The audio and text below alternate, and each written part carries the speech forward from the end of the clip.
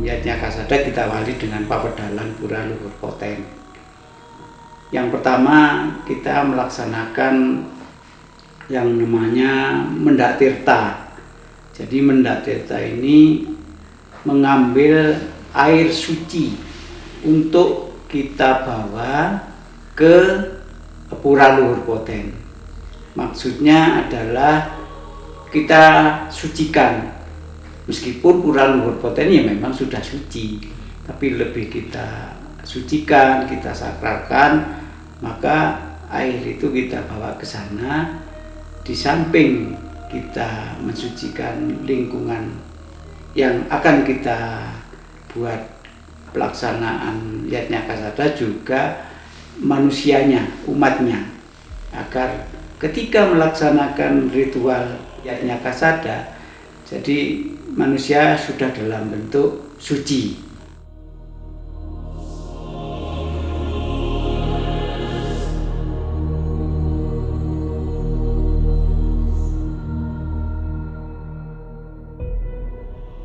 Kegiatan selanjutnya adalah melasti.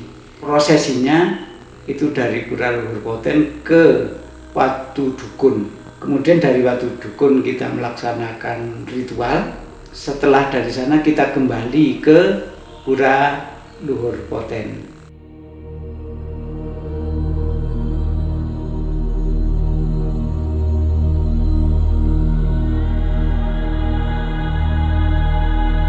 Kemudian esok harinya itu kita melaksanakan yang namanya pawedalan jagat atau pawedalan pura luhur poten.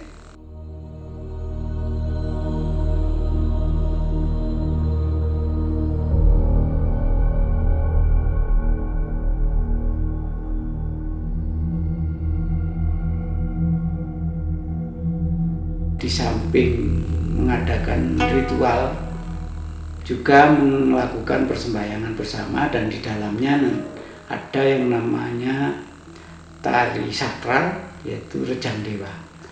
Ini dalam rangka kita menghadirkan para dewa, kita hormati dengan segala rangkaiannya yang diikuti oleh umat Hindu di keempat kawasan Tengger, yaitu Probolinggo, Pasuruan, Lumajang, dan Malang.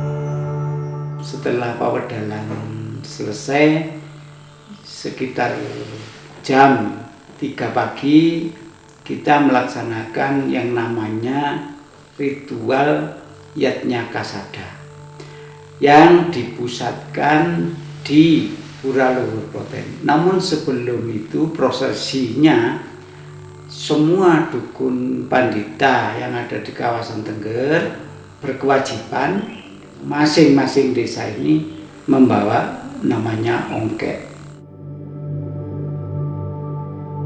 Jadi ongkek ini terdiri dari hasil bumi, termasuk hasil tanaman, kemudian buah-buahan, kemudian ada daunnya juga. Ini kita rangkai dalam bentuk ongkek.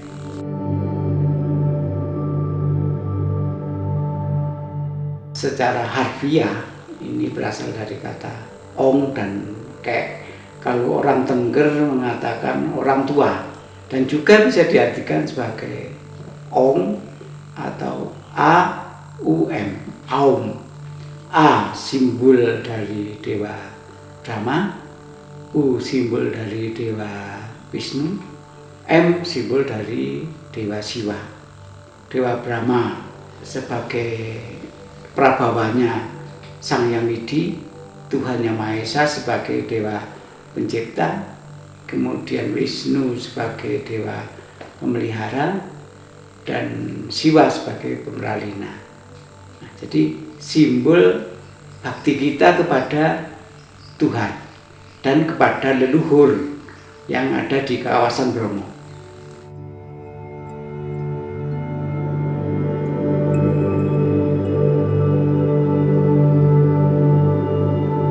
Adapun urut-urutan kegiatan Yatnyakasada itu antara lain, yang pertama pembacaan sejarah Kasada, yang kedua puja stuti, artinya ketika dukun memuja ini berarti sebagai wakil dari warga masyarakat desanya masing-masing, ditakutkan ada warga yang tidak bisa hadir ke sana, jadi Pak Dukun lah yang memohonkan kepada para leluhur yang ada di sana.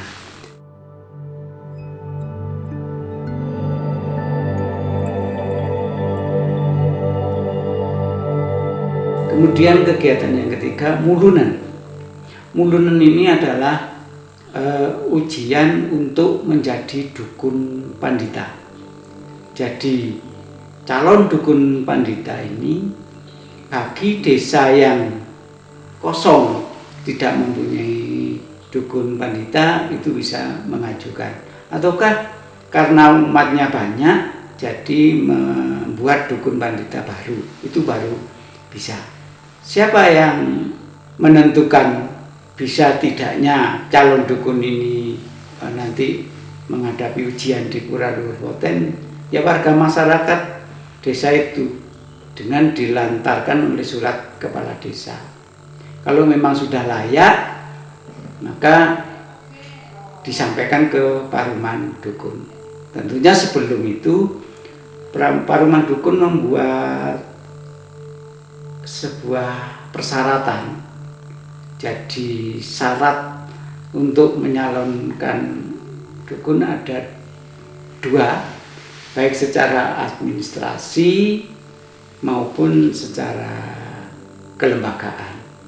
Di antaranya secara administrasi itu ya harus beragama Hindu, kemudian umurnya minimal 25 dan sudah berkeluarga, kemudian harus ber-KTP penduduk setempat, kemudian harus membawa surat kelakuan baik dari kepala desa, kemudian harus siap mantra, jadi mantra mulunan.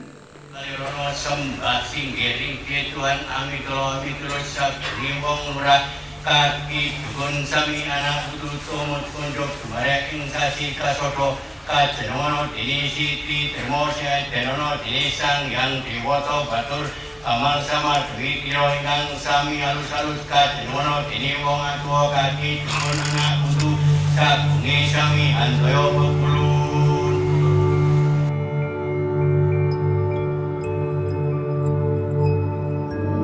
Acara berikutnya adalah labuh ke kawah Gunung Bromo. Ketika para dukun pandita ini membawa ongkek dilakukan ke kawah Gunung Bromo, mengawali bahwa berikutnya umat sudah bisa melaksanakan kegiatan labuh. Namun meskipun sebelum Yatnyakasada itu ada umat yang labuh lebih dahulu, itu diperbolehkan, karena sebelum Kasada itu Pak Dukun sudah istilahnya membuka pintunya, jadi sudah bisa masuk, artinya sudah bisa berritual meskipun belum Yatnyakasada. Tentunya mungkin H-1 saja, jadi H-1 baru boleh.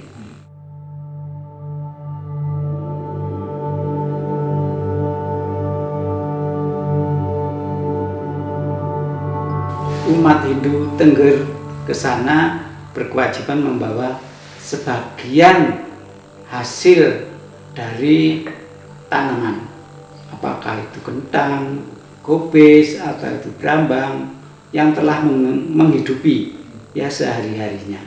Nah, ini kewajiban sesuai dengan pesannya Dewa Brata Kusuma ketika ia menghadap Sang Hyang Widi menggantikan Dewa Brahma di istana kembar Gunung Brahma. Jadi Bromo itu sebenarnya Brahma.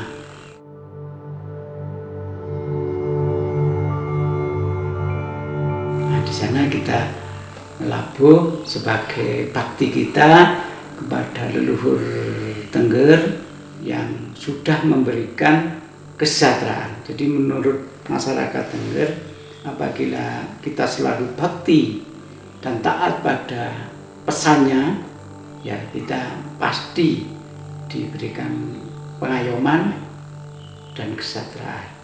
Jadi rangkaian kesadanya sampai labuh ini tidak ada halangan suatu apapun. Dan kami dari kelembagaan juga menyarankan pada umat sebelumnya harus dijaga kebersihan lingkungan dalam rangka menjaga kelestarian alam yang ada di kawasan Bromo.